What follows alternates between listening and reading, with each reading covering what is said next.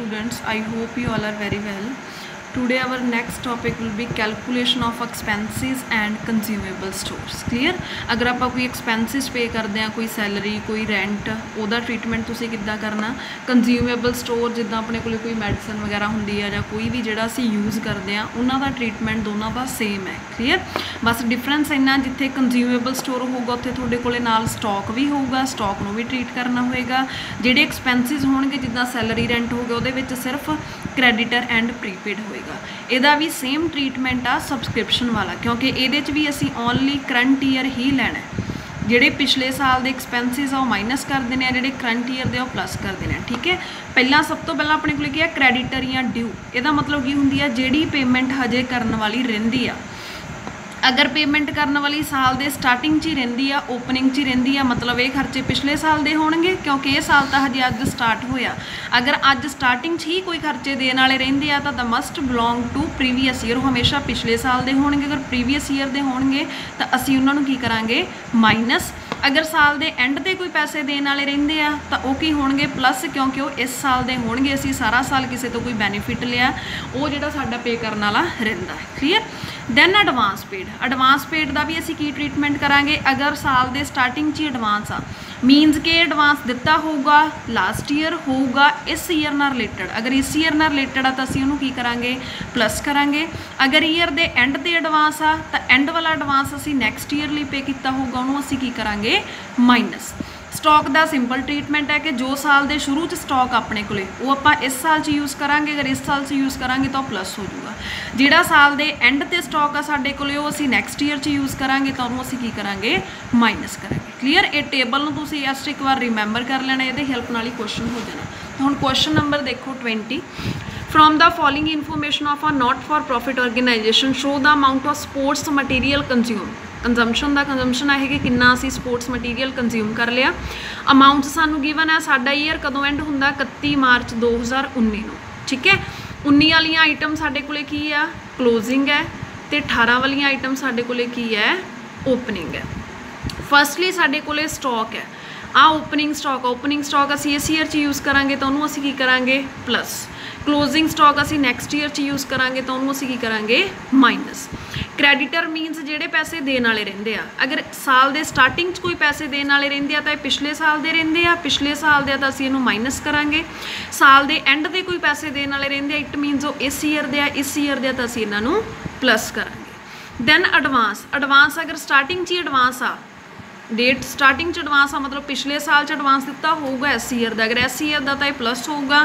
अगर लास्ट ते एडवांस आ मीनस 19 च तुसीं एडवांस दिता किहड़े साल लई होगा 20 लई है तो फिर अगले साल का असीं इहनूं की करांगे माइनस करांगे। टोटल पेमेंट कितनी हुई आ 1 लाख। तो इनू भी असीं किद्दां सॉल्व करना है, firstly payment made for material, कितनी पेमेंट हुई आ 1 लाख दी। हुण इहदे विच जो आइटम्स असीं ऐड करनी सी, फर्स्टली असीं स्टॉक ऐड करना सी, स्टॉक एज ऑन 31/3/18, अगर 19 एंड है तो 18 ओपनिंग है। क्लीयर? ये असी ऐड करना सी। क्लोजिंग स्टॉक असी की करना सी, स्टॉक एज ऑन 31/3/19, ये असी करना सी माइनस।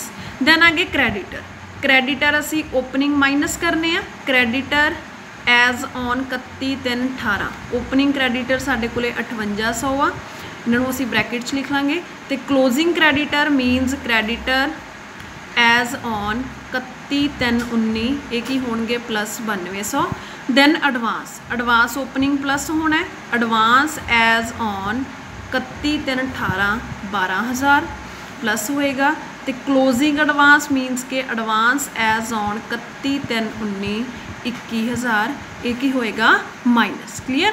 हुण असीं टोटल प्लस वालियां वैल्यूज साडे कोले कितनियां है 28,400, तिन्नां दा प्लस करके असी प्लस करांगे। तो माइनस वालियां वैल्यूज़ है साडे कोले 32,600। तो 1 लाख च 28,400 प्लस कर देना 1,28,400 माइनस 32,600, तो साडे कोले आंसर आ जाएगा 95,800 रुपये। क्लीयर? सिंपल बस तुसीं यही ऑब्जर्व करना कि किहड़ी चीज़ करंट ईयर दी है, जिहड़ी करंट ईयर दी है चाहे वो हजे नहीं पे की, चाहे वो पहले ही एडवांस पे की भी वो प्लस होगी।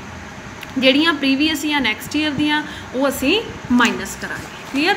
सिमिलरली असी एक्सपेंसिस की कैलकुलेशन करांगे जिद्दां साडे कोले क्वेश्चन है on the payment side of receipt and payment account of free eye hospital for the year ending 31 दिसंबर 2003 साडा करंट ईयर किहड़ा है 2003 है अपीयर्स एट 3360 असी टोटल पेमेंट कितनी की है 3360 रुपए प्रीपेड का मतलब की हुंदा है advance in respect of telephone and insurance in the beginning and in the end of 840 and 960 आ साडे कोले ओपनिंग एडवांस आ साडे कोले क्लोजिंग एडवांस आ ओपनिंग एडवांस असी की करना हुंदा है प्लस करना हुंदा है क्लोजिंग एडवांस असी की करना है माइनस दैन आउटस्टैंडिंग मीनस क्रैडिटर जेडे पैसे देने वाले रहिंदे आ क्रैडिटर साडे कोले in the beginning of the year and the end of year जेडे पहले आ वो बिगनिंग आ ओपनिंग क्रैडिटर असी की करने आ माइनस करने आ ते क्लोजिंग क्रैडिटर असी की करने आ प्लस करने आ क्लीयर सिंपल जिद्दां असी कंज्यूमेबल स्टोर करते हैं उदां ही असी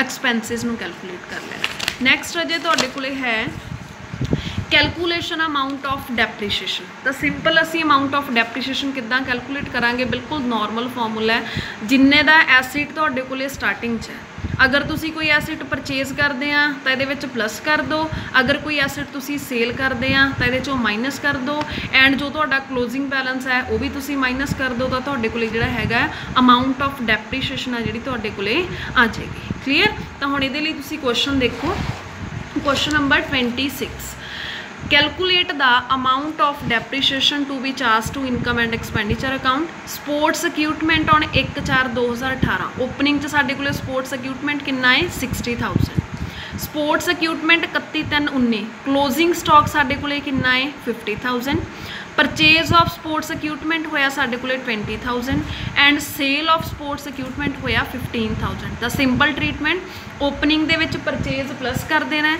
क्लोजिंग ते सेल वैल्यू है जिहड़ी असी माइनस कर दांगे तो साडे कोले की आ जाएगी डेप्रीशिएशन आ जाएगी इनू तुसी किद्दां करोगे सिंपल तुसी लिख देना है स्पोर्ट्स इक्विपमेंट ऑन 1/4/2018 स्टार्टिंग साडे कोले स्पोर्ट्स इक्विपमेंट है 60,000 ਇਹਦੇ ਵਿੱਚ जो असी न्यू परचेज कर लिया वो असी ऐड कर देंगे परचेज ऑफ इक्विपमेंट कितना है परचेज किया असी 20,000 तो साडे कोले टोटल कितना हो गया 80,000 ਇਹਦੇ ਵਿੱਚੋਂ ਜਿੰਨੀ ਅਸੀਂ सेल करती वो भी असी माइनस करांगे 15,000 80 ਦੇ ਵਿੱਚੋਂ 15,000 माइनस किया तो साडे कोले रह गया 65,000 एंड जो साडा क्लोजिंग स्टॉक है वो भी असी माइनस कर देंगे क्लोजिंग स्टॉक है 50,000 तो 80 ਦੇ ਵਿੱਚੋਂ टोटल 65,000 माइनस किया तो साडे कोले अमाउंट ऑफ डेप्रीशिएशन अजे कितनी आ गई 15,000 क्लीयर सिंपल तुसी की करना है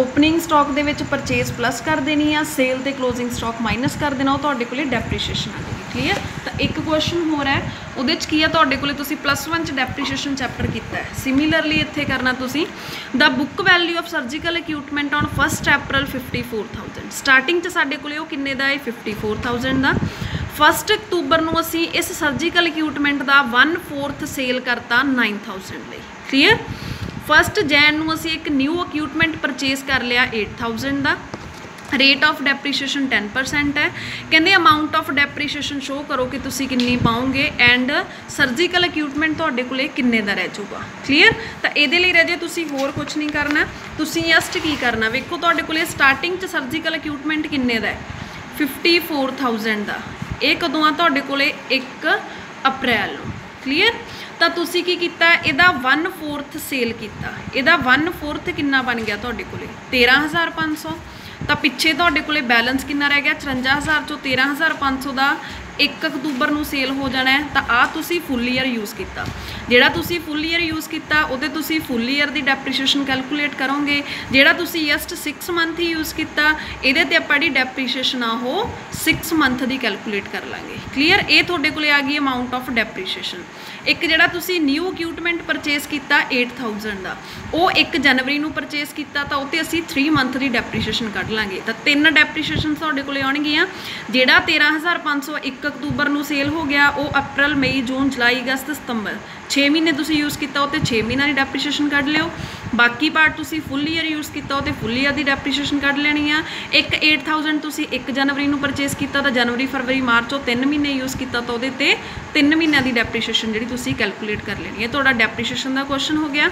दैन उन्होंने तुहानूं कहा लॉस कैलकुलेट करन नूं, तो लॉस लई ये तो जी डेप्रीसीएशन आई होगी वो तुसी माइनस कर दिओ, तुहाडे कोले वैल्यू रह जूगी, जिन्नी कॉस्ट वैल्यू रहेगी उन्होंने सेल वैल्यू नाल कंपेयर कर लियो।